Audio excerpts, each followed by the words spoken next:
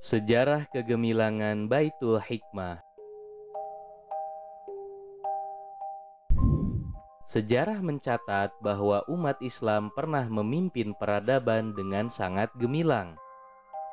Rasulullah Shallallahu Alaihi Wasallam adalah peletak dan contoh bagi kegemilangan peradaban Islam. Kegemilangan yang telah dicontohkan oleh Rasulullah Shallallahu Alaihi Wasallam kemudian diteruskan oleh umat Islam, sehingga lahir peradaban-peradaban Islam di Baghdad,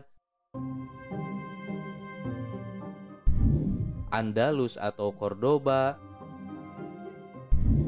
Kairo, Turki, dan lain-lain.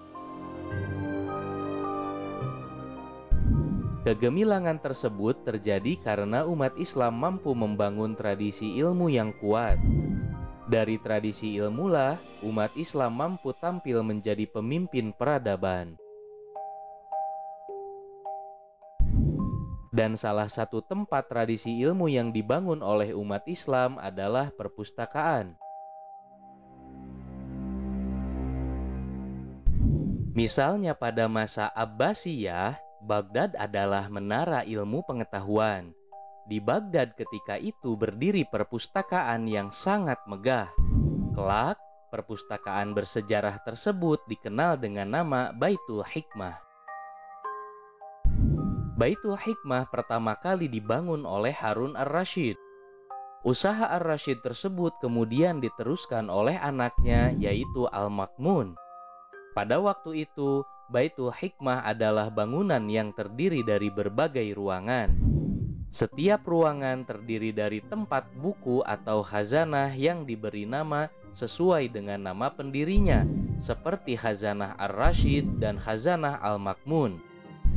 Bangunan yang menyatu dengan istana khalifah itu pun memiliki berbagai ruangan. Ada ruangan untuk menyimpan buku, menerjemah, mencetak, menulis, menjilid, dan meneliti. Singkatnya, Baitul Hikmah benar-benar menjadi pusat ilmu pengetahuan yang sangat gemilang.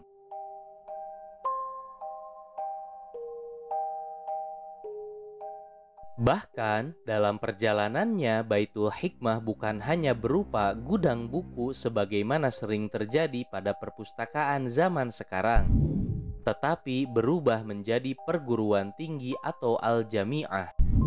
Dari Baitul Hikmah lahir berbagai penelitian dan karya ilmiah yang sangat tinggi. Bahkan, Baitul Hikmah pun menjadi tempat observasi bintang. Baitul Hikmah akhirnya menjadi tempat berkumpul para peneliti, ilmuwan, serta pencari ilmu dari berbagai tempat dan berbagai negara. Ibnu Sina, Ibnu Nadim, Abu Yusuf, Al-Balazari, dan lain-lain adalah ilmuwan-ilmuwan besar yang ikut memeriahkan Baitul Hikmah. Bahkan, Baitul Hikmah kemudian menjadi tempat berkumpulnya bermacam-macam profesi, dari mulai ilmuwan, tukang cetak, sampai tukang jilid berkumpul di Baitul Hikmah. Tentu saja, fenomena tersebut akan menciptakan sebuah industri. Bahkan, dari sinilah industri kertas dan percetakan kemudian berkembang di tengah-tengah umat Islam.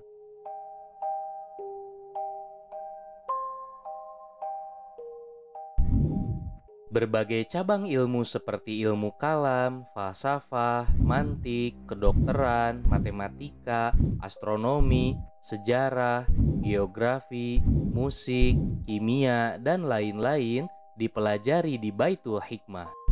Para mahasiswa yang telah mempelajari ilmu-ilmu tersebut dianggap sebagai sarjana yang telah lulus dari perguruan tinggi. Para guru yang mengajar di sana pun mengenakan pakaian khusus. Abu Yusuf kemudian memberikan saran agar para guru memakai sorban hitam dan pakaian luar seperti toga masa kini. Akhirnya semenjak itu, pakaian tersebut menjadi simbol guru-guru yang mengajar di Baitul Hikmah. Aktivitas penerjemahan dari bahasa-bahasa non-Arab kepada bahasa Arab terjadi dengan sangat hebat. Berbagai cabang ilmu yang ditulis dalam bahasa Persia, Yunani, Syriak, Sanskerta, dan lain-lain diterjemahkan ke dalam bahasa Arab. Dari aktivitas penerjemahan itulah karya-karya ilmu banyak diselamatkan. Umat Islam menjadi pelaku utama dalam proses penyelamatan tersebut. Bahkan untuk mewujudkan usaha tersebut, Al-Ma'mun membuat sekolah yang khusus melahirkan lulusan-lulusan ahli penerjemahan. Sahal bin Harun adalah ketua sekolah penerjemahan itu.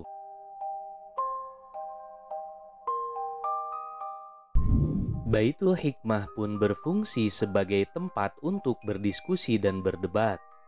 Berbagai cabang ilmu didiskusikan di Baitul Hikmah. Bahkan, karena banyak non-muslim yang datang, Baitul Hikmah pun menjadi tempat berdebat dan berdiskusi tentang masalah-masalah teologi.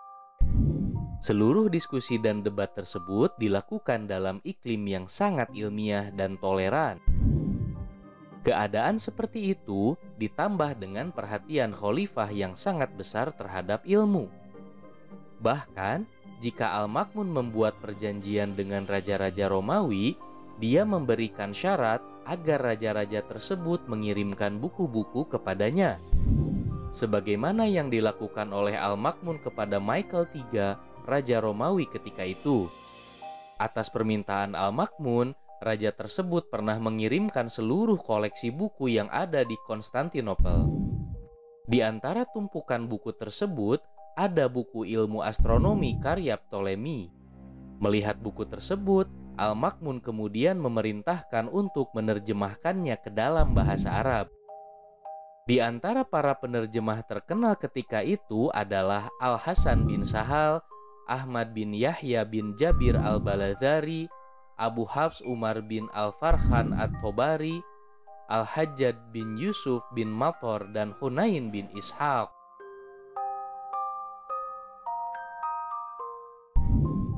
Buku-buku yang ada di Baitul Hikmah kemudian menjadi rujukan bagi para ilmuwan muslim. Ketika menulis karyanya yang berjudul Al-Fihris, Ibnu Nadim menjadikan buku-buku yang ada di Baitul Hikmah sebagai rujukan. Hal tersebut dibuktikan ketika dia menulis tentang tulisan himyar atau Al-Qalamul Himyari di dalam Al-Fihris. Kegiatan-kegiatan yang dilakukan oleh Baitul Hikmah pasti memerlukan dana yang tidak sedikit. Terlebih lagi, Baitul Hikmah menjadi tempat berkumpulnya para ilmuwan hebat. Lalu, berapa gaji yang diterima oleh seluruh unsur yang ikut terlibat dalam menghidupkan Baitul Hikmah? Menurut Dr. Khidr Ahmad At-Tolah, pegawai-pegawai yang bekerja sebagai pengangkut buku-buku saja digaji sebesar 500 dinar setiap bulan. Sedangkan para pencetak buku diberi gaji sebesar 2.000 dinar. Bayaran lebih besar diterima oleh para penerjemah. Untuk para penerjemah, Al-Ma'mun selalu membayarnya dengan emas. Karena kedekatan antara penguasa dengan ilmuwan, Al-Ma'mun pun mengirimkan beberapa anaknya untuk belajar langsung dari para ilmuwan di Baitul Hikmah.